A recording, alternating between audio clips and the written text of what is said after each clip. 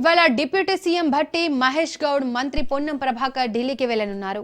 బీసీలకు 42% రిజర్వేషన్ల అమలుపై సుప్రీంలో పిటిషన్ దాఖలైంది. బీసీ రిజర్వేషన్ల అమలుపై రేపు సుప్రీంకోర్టు విచారణకు రానుంది. పిటిషన్పై ప్రభుత్వం బలమైన వాదనలను వినిపించనుంది.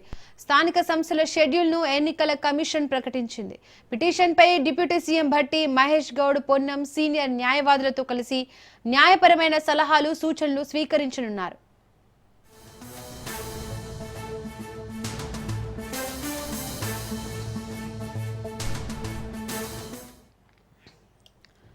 ఇవాళ డిప్యూటీ సీఎం భట్టి మహేష్ గౌడ్ మంత్రి పొన్నం ప్రభాకర్ ఢిల్లీకి వెళ్లనున్నారు.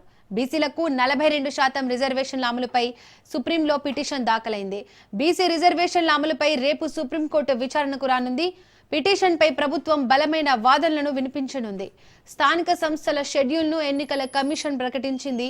పిటిషన్పై deputy CM Bhatti Mahesh Goud Ponnam senior న్యాయవాదులతో కలిసి న్యాయపరమైన సలహాలు సూచనలను స్వీకరించనున్నారు. దీనికి సంబంధించి మోర్ డీటెయిల్స్ మా ప్రతినిధి రాజు లైవ్ ద్వారా అందిస్తారు. రాజు. దీపిక, రాష్ట్రంలో బీసీ రిజర్వేషన్లు స్థానిక సంస్థల్లో 42% అమలు చేస్తామని చెప్పి రాష్ట్ర ప్రభుత్వం తీసుకొచ్చినటువంటి జీవో ఎంఎస్ నెంబర్ 9పై రాజకీయ రగడ కొనసాగుతూ ఉంది. దీనికి సంబంధించి ఇప్పటికే హైకోర్టులో పిటిషన్ దాఖలైంది. బుట్టెంగారి మాధవరెడ్డి అనే వ్యక్తి దీన్ని ఇప్పటికే హైకోర్టులో సవాల్ చేయడం జరిగింది. హైకోర్టులో కూడా దీనికి సంబంధించి విచారణ జరిగింది. ప్రధానంగా ఏదైతే 50% రిజర్వేషన్లు రాజ్యాంగబద్ధంగా 50% మించకూడదని చెప్పేసి ఇప్పటికే ఇటు హైకోర్టు కూడా ఆ యొక్క విచారణలో భాగంగా చెప్పడం జరిగింది. అదేవిధంగా ఒకవైపు గవర్నర్ వద్ద ఆ బిల్లు పెండింగ్లో ఉన్నప్పుడు రాష్ట్ర ప్రభుత్వం ఏ విధంగా దీనికి ఉత్తర్వులు జారీ చేస్తుందని చెప్పి కూడా రాష్ట్ర ప్రభుత్వాన్ని హైకోర్టు ప్రశ్నించడం జరిగింది. దీనికి సంబంధించి విచారణ ఈ నెల 8వ తేదీకి వాయిదా వేయడం జరిగింది. ఈ నేపథ్యంలోనే ఇప్పటికే ఇటు రాష్ట్ర ఎన్నికల సంఘం స్థానిక సంస్థల ఎన్నికలకు సంబంధించి షెడ్యూల్ను కూడా విడుదల చేయడం జరిగింది. 5 దశల్లో ఈ యొక్క స్థానిక సంస్థల ఎన్నికలను నిర్వహిస్తామని చెప్పి కూడా ఇప్పటికే షెడ్యూల్ విడుదల చేయడం జరిగింది. ఏదైతే 2 దశల్లో ఎంపీటీసీ జడ్పీటీసీ ఎన్నికలు, 3 దశల్లో సర్పంచ్ వార్డు మెంబర్ల ఎన్నికలు ఉంటాయని చెప్పేసి ఈ నెల 9వ తేదీ నుంచి కూడా మొదటి దశ నోటిఫికేషన్లు ఏదైతే నోటిఫికేషన్లు ఉంటాయని చెప్పేసి కూడా ఇప్పటికే షెడ్యూల్లో వెలువరించడం జరిగింది. అయితే ఇప్పటికే హైకోర్టులో ఉన్నటువంటి ఏదైతే కేసు ఏదైతే ఉందో దీనికి సంబంధించి ఈ ఎన్నికల షెడ్యూల్ కూడా హైకోర్టు ఇచ్చే తుది తీర్పుకు లోబడి ఉంటుందని చెప్పి కూడా హైకోర్టు ఏదైతే గత విచారణలో భాగంగా చెప్పడం జరిగింది. తాజాగా దీనికి సంబంధించి ఏదైతే సుప్రీంకోర్టులో కూడా ఒక పిటిషన్ దాఖలైంది. వంగా గోపాల్ రెడ్డి అనే వ్యక్తి గత నెల 29వ తేదీన సుప్రీంకోర్టులో సవాల్ చేయడం జరిగింది. రాష్ట్ర ప్రభుత్వం ఇచ్చినటువంటి జీవో, అదేవిధంగా స్థానిక సంస్థల ఎన్నికల్లో బీసీలకు 42% రిజర్వేషన్లు రాష్ట్ర ప్రభుత్వం కల్పిస్తూ తీసుకునే నిర్ణయం ఏదైతే ఉందో ఇది సుప్రీంకోర్టు గతంలో ఇచ్చినటువంటి తీర్పులకి వ్యతిరేకం అని చెప్పి కూడా ఆయన సవాల్ చేయడం జరిగింది. ఏదైతే 50% లోబడి రిజర్వేషన్లు ఉండాలని చెప్పేసి కూడా సుప్రీంకోర్టులు గైడ్ లైన్స్ గతంలోనే ఉన్నాయి. సో వాటిని కాదని రాష్ట్ర ప్రభుత్వం రాజ్యాంగబద్ధంగా లేకున్నా కూడా ఈ యొక్క రిజర్వేషన్లను కేటాయిస్తూ జీవో జారీ చేయడం ఏదైతే ఉందో ఇది రాజ్యాంగ విరుద్ధం అని చెప్పి కూడా వంగా గోపాల్ రెడ్డి ఆయన సుప్రీంకోర్టులో సవాల్ చేయడం జరిగింది. దీనికి సంబంధించి రేపు ఈ యొక్క కేసు విచారణకు రాబోతా ఉంది. దీనికి సంబంధించి ఇటు రాష్ట్ర ప్రభుత్వం అప్రమత్తమైంది. కొద్దిసేపటి క్రితమే ఏఐసిసి ఇన్ఛార్జ్ మీనాక్షి నటరాజన్తో మంత్రి పొన్నం ప్రభాకర్, పిసిసి చీఫ్ మహేష్ కుమార్ గౌడ్, ఇతర కొందరు బీసీ మంత్రులు ఎమ్మెల్యే క్వార్టర్స్లో సమావేశం కావడం జరిగింది. దీనికి సంబంధించి చర్చించడం జరిగింది. ఏ విధంగా రాష్ట్ర ప్రభుత్వం ముందుకు వెళ్ళాలి అనే దానిపై కూడా చర్చించడం జరిగింది. ఇటు ప్రభుత్వ పరంగా ఇటు పార్టీ పరంగా ఎట్లాంటి చర్యలు తీసుకోవాలి, సో కోర్టులో ఏ విధంగా దీన్ని నిలబడేలా వాదించాలనే దానిపై కూడా కొన్ని కీలకమైనటువంటి సూచనలు మంత్రులకు ఇటు పిసిసి చీఫ్కు మీనాక్షి నటరాజన్ కొన్ని సూచనలు కూడా చేయడం జరిగింది. అదేవిధంగా ముఖ్యమంత్రి రేవంత్ రెడ్డి డిప్యూటీ సీఎం మల్లు భట్టి విక్రమార్కతో ఫోన్లో కూడా ఇదే అంశంపై చర్చించడం జరిగింది.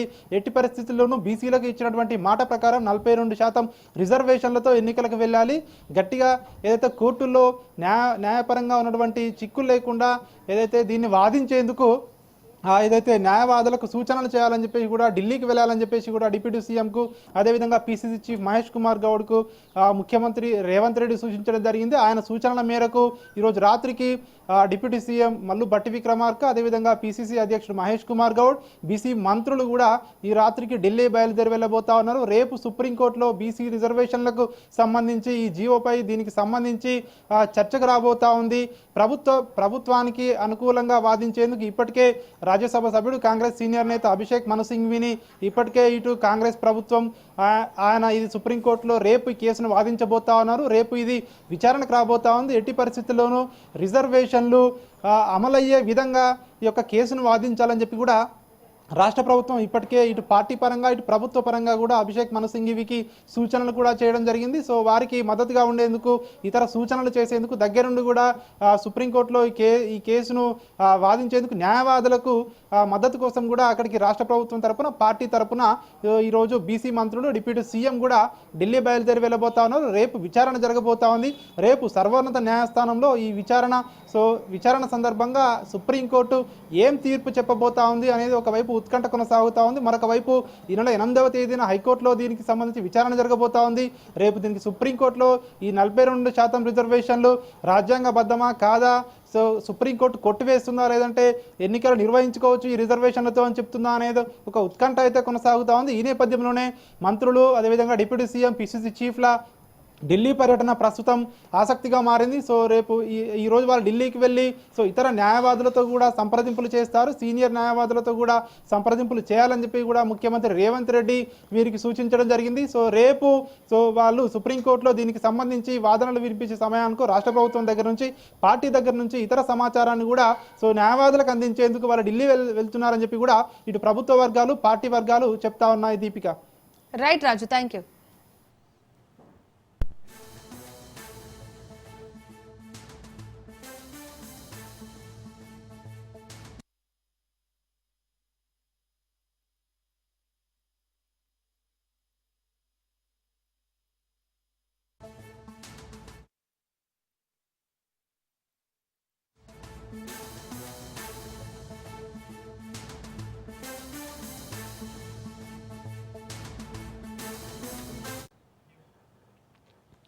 రాజేంద్ర నగర్ పరిధిలోని హిమాయత్ సాగర్ ఔటర్ రింగ్ రోడ్డుపై రోడ్డు ప్రమాదం జరిగింది. వరుసగా 6 కార్లు ఒకదానికొకటి ఢీకొన్నాయి. శంషాబాద్ నుంచి గచ్చిబౌలి వైపు వెళ్తుండగా S cross car driver Himayat Sagar వద్ద సడన్ గా బ్రేక్ వేశాడు. దీంతో వరుసగా 6 కార్లు ఒకదానికొకటి ఢీకొన్నాయి. ఔటర్ రింగ్ రోడ్డుపై 2 కిలోమీటర్ల మేర ట్రాఫిక్ జామ్ ఏర్పడింది.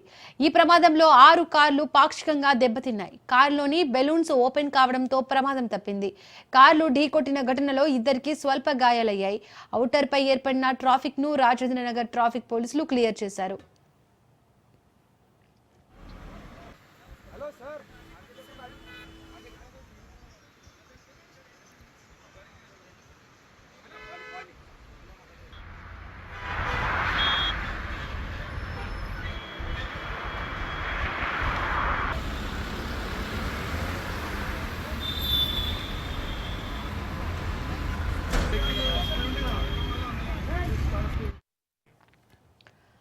రాజేంద్ర నగర్ పరిధిలోని హిమాయత్ సాగర్ ఔటర్ రింగ్ రోడ్డుపై రోడ్డు ప్రమాదం జరిగింది. వరుసగా 6 కార్లు ఒకదానికొకటి ఢీకొన్నాయి. శంషాబాద్ నుండి గచ్చిబౌలి వైపు వెళ్తుండగా ఎస్కార్ కారు డ్రైవర్ హిమాయత్ సాగర్ వద్ద సడన్ గా బ్రేక్ వేశాడు. దీంతో వరుసగా 6 కార్లు ఒకదానికొకటి ఢీకొన్నాయి. ఔటర్ రింగ్ రోడ్డుపై 2 కిలోమీటర్ల మేర ట్రాఫిక్ జామ్ ఏర్పడింది. ఈ ప్రమాదంలో 6 కార్లు పాక్షికంగా దెబ్బతిన్నాయి. కారులోని బెలూన్స్ ఓపెన్ కావడంతో ప్రమాదం తప్పింది. కార్లు ఢీకొట్టిన ఘటనలో 2కి స్వల్ప గాయాలయ్యాయి. ఔటర్ పై ఏర్పడిన ట్రాఫిక్ ను రాజేంద్ర నగర్ ట్రాఫిక్ పోలీసులు క్లియర్ చేశారు.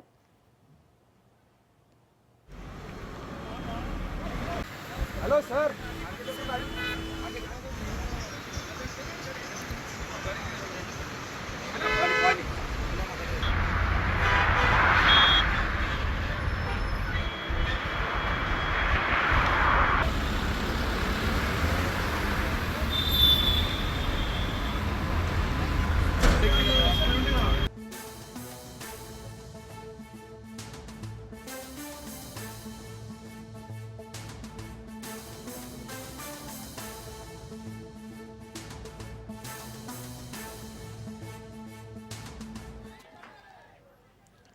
కాకినాడ జిల్లా తుని పట్టణ ప్రభుత్వ ఏరియా ఆసుపత్రి వద్ద ఉద్రిక్త పరిస్థితులు నెలకొన్నాయి.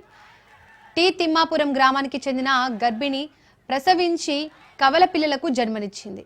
అనంతపురం రక్తస్రావం జరగడంతో వైద్యులు పట్టించుకోలేదని కాకినాడకి తరలిస్తుండగా మార్గ మధ్యంలో మహిళ చనిపోయింది. ప్రభుత్వ ఆసుపత్రి వైద్యులు సిబ్బంది నిర్లక్ష్యం కారణంగానే తమ కూతురు చనిపోయిందని తల్లిదండ్రులు ఆవేదన వ్యక్తం చేశారు. ప్రభుత్వం ఇటువంటి వారిపై కఠిన చర్యలు తీసుకోవాలంటూ నిరసన వ్యక్తం చేశారు. ఆసుపత్రి ప్రధాన రహదారిపై బైఠాయించి న్యాయం చేయాలంటూ డిమాండ్ చేశారు.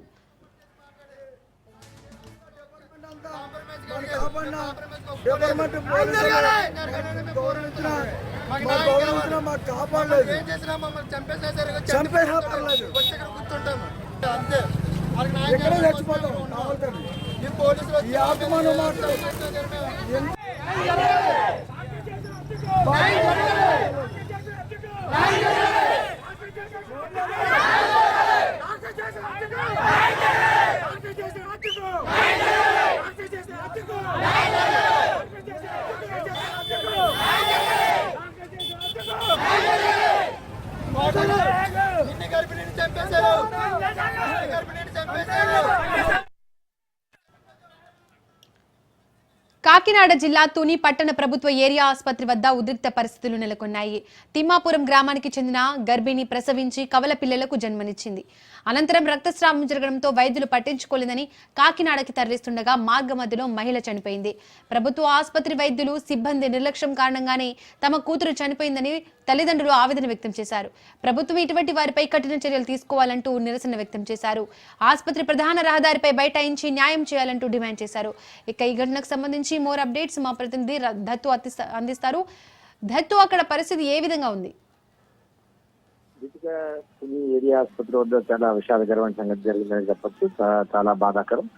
అప్పుడే పుట్టిన 12 పిల్లలు, 2 కవల పిల్లలు పుట్టగానే ఆ తల్లి పరిస్థితి రక్తస్రావం అధికంగా అవుతుందని చెప్పేసి ఆ వైద్యులు అక్కడ కొద్దిపాటి చికిత్స చేయడం ప్రారంభించారు. అయితే పరిస్థితి ఏదాడిపోతుందని చెప్పి వారు గమనించి అంబులెన్స్ లో హుటాహుటిన తరలించే ప్రయత్నం చేశారు. అన్నవరం తీసుకువెళ్లేసరికి అన్నవరం వరకు ఆమె ఆరోగ్య పరిస్థితి నిలకడగా ఉంది.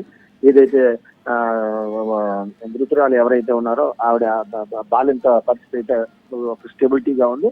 అన్నవరం దగ్గరికి వెళ్ళిన తర్వాత ఒక్కసారిగా ఆరోగ్య స్థితిలో మార్పులు వచ్చాయి. తీవ్ర విషమ పరిస్థితి వస్తుందని చెప్పి ఆ అంబులెన్స్ లో ఉన్న వైద్య సిబ్బంది గుర్తించారు. మళ్ళీ తిరిగి తుని తీసుకురావడం జరిగింది. తుని తీసుకొచ్చిన తర్వాత హాస్పిటల్ తీసుకురాగానే ఆ తల్లి చనిపోవడం జరిగింది. 12 పిల్లల కన్నా తల్లి చనిపోవడంతో కుటుంబ సభ్యులు వేదన రోదన అయితే చాలా వర్ణనాతీతంగా ఉంది. అయితే కుటుంబ సభ్యులు ఒకటే ఆరోపిస్తారు, ఏంటంటే సరైన వైద్య పరికరాలు లేనప్పుడు ఇక్కడికి ఎందుకు ఆపరేషన్ చేశారు, వైద్యుల నిర్లక్ష్యం మూలంగానే తమ కూతురు చనిపోయిందని చెప్పేసి ఎవరైతే మృతురాలి కుటుంబ సభ్యులు ఉన్నారో అలాగే భర్త కూడా పెద్ద ఎత్తున ఆందోళన చేయడం ప్రారంభించారు. మొదట్లో అయితే కనుక కాకినాడకి తరలిస్తారంటే కొంతవరకు అప్పటికే వాళ్ళు ఆందోళన మొదలు పెట్టారు. ఏంటంటే మీ దగ్గర సరైన పరికరాలు లేనప్పుడు ఎందుకు ఆపరేషన్ చేశాడు అంటూ వారు మొదలు పెట్టారు. అయితే కాకినాడ తీసుకెళ్తున్న సమయంలో వారు కొంత శాంతించారు. ఎప్పుడైతే అన్నవరం తీసుకెళ్లిన తర్వాత పరిస్థితి విషమించడం, మళ్ళీ తిరిగి వెనక్కి తీసుకురావడం, తర్వాత ఆ బాలింత చనిపోవడంతో వారి యొక్క ఆగ్రహానికి అయితే కట్టలు తెంచుకుంది. ప్రస్తుతానికి పెద్దలు అలాగే సిబ్బంది కూడా వారిని శాంతింపజేసే ప్రయత్నం చేస్తారు. మేము వైద్యం కరెక్ట్ గానే చేసాం, ఆవిడకి ఆరోగ్యంలో ఒంట్లో రకరకాల సమస్యలు ఉండబట్ట మరి ఎందుకు అందుచుకుని సమస్యతో ఈ విధమైన పరిస్థితి వచ్చింది. ఈ నేపథ్యంలో మీరు మమ్మల్ని తప్పుగా అర్థం చేసుకోకూడదంటూ వైద్య సిబ్బంది కూడా వారిని బ్రతమాలే ప్రయత్నం చేస్తారు. ప్రస్తుతం అయితే కనుక ఆ రోడ్డు మీదకి వచ్చి మరి చనిపోయిన తర్వాత ఎవరికైనా బాధ ఉంటుంది ఆ నేపథ్యంలో వారు రోడ్డు మీదకి వచ్చి ప్రజెంట్ ఆందోళన చేస్తారు. ప్రస్తుతం అయితే కనుక కొంతవరకు సర్దు మరిగినట్టే చెప్పచ్చు. Deepika. Right, thank you Dattu.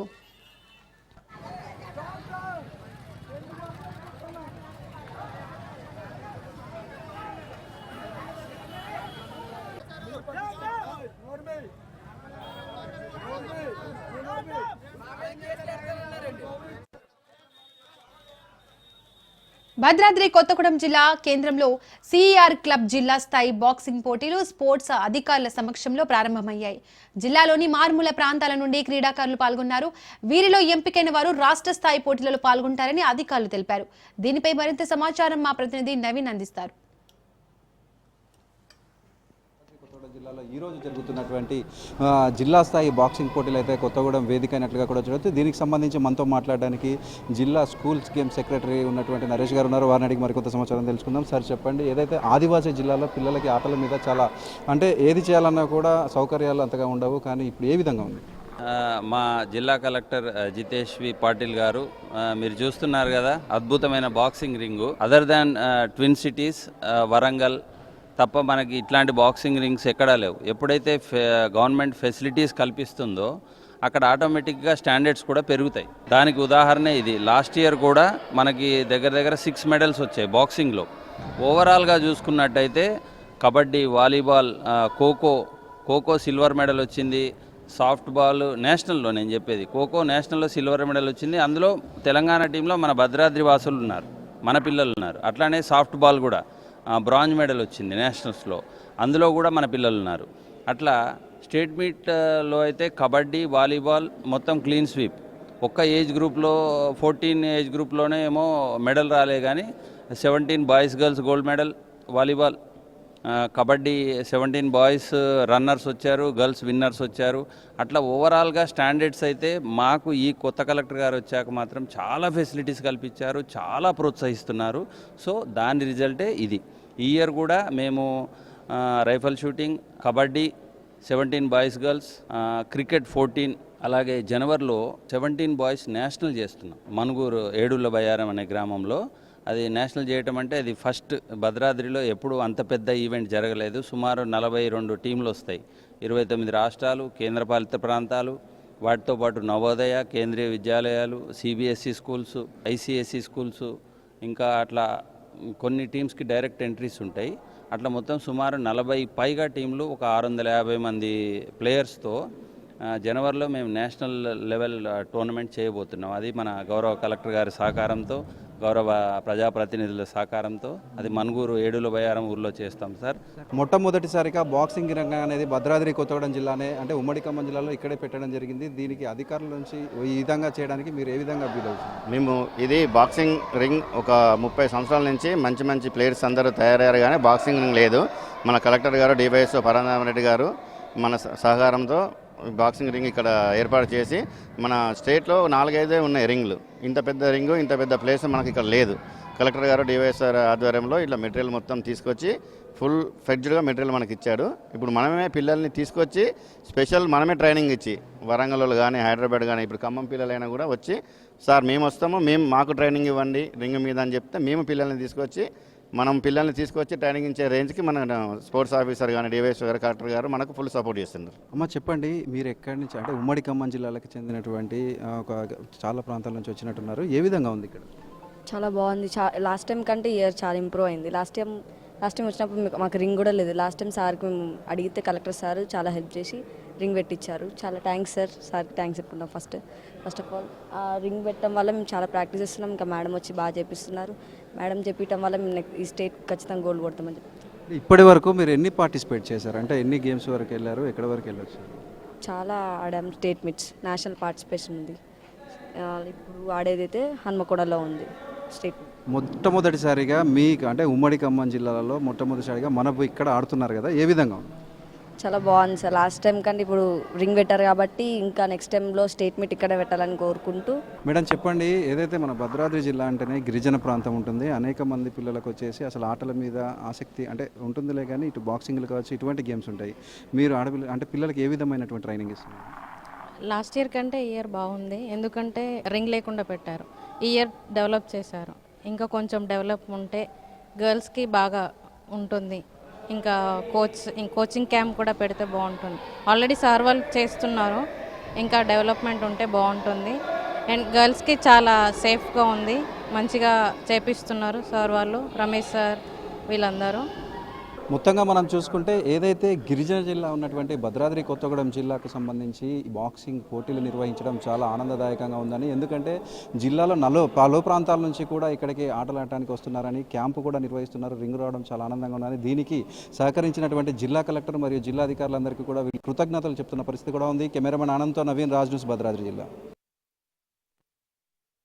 Jagan పై మంత్రి సవిత ఆగ్రహం వ్యక్తం చేశారు. కూటమి పాలనలో ప్రజా రంజకంగా పాలన సాగుతుంటే జగన్ ఇంట్లో కూర్చొని డైవర్షన్ పాలిటిక్స్ చేస్తున్నారంటున్న మంత్రి సవితతో మా తిరుపతి ప్రతినిధి Narayana Reddy face to face.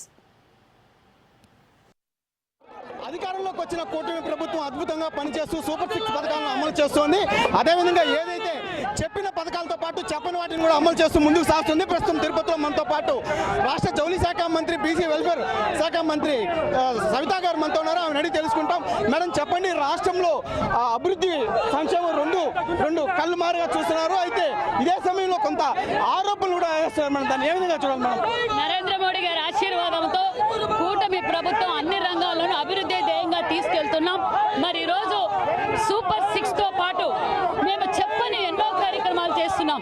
ఈరోజు జిఎస్టీ రిఫార్మ్స్ కావచ్చు, మరి ఫ్రీ శాండ్ కావచ్చు, ఎక్సైజ్ పాలసీ కావచ్చు, అన్నా క్యాంటీన్ కావచ్చు, మరి తల్లికి వందనం కావచ్చు, అన్నా క్యాంటీన్లు కావచ్చు, మెగా డిఎస్సి కావచ్చు, ఇలా చెప్పని కార్యక్రమాలు. ముఖ్యంగా స్త్రీ శక్తి, ప్రతి ఇంటి నుంచి స్త్రీని ఎంటర్ప్రైనర్ని తయారు చేయాలనేది ముఖ్యమంత్రి గారి లక్ష్యం. మరి వైసీపీ పార్టీ వేడక డిజిటల్ బుక్, డైవర్షన్ పాలిటిక్స్ తప్ప ఏమీ చేయలేదు. ప్రజలు మాకు సంపూర్ణమైన నమ్మకంతో ఓటేశారు. ఆ సంపూర్ణమైన మెజార్టీతో ప్రజలు మమ్మల్ని నుంచి ఏం ఆశిస్తున్నారో అవన్నీ చేస్తున్నాం. ఒక పక్క ఆర్ఎంబి పార్ట్ హోల్స్ పూర్తి చేశాం. మన నేషనల్ హైవే రోడ్స్ ఈరోజు అనుకోని విధంగా మనకి ఎన్నో నేషనల్ హైవే రోడ్స్ వస్తున్నాయి. ఎయిర్పోర్ట్స్ చేస్తున్నాం, మెడికల్ కాలేజీలు పూర్తి చేస్తున్నాం.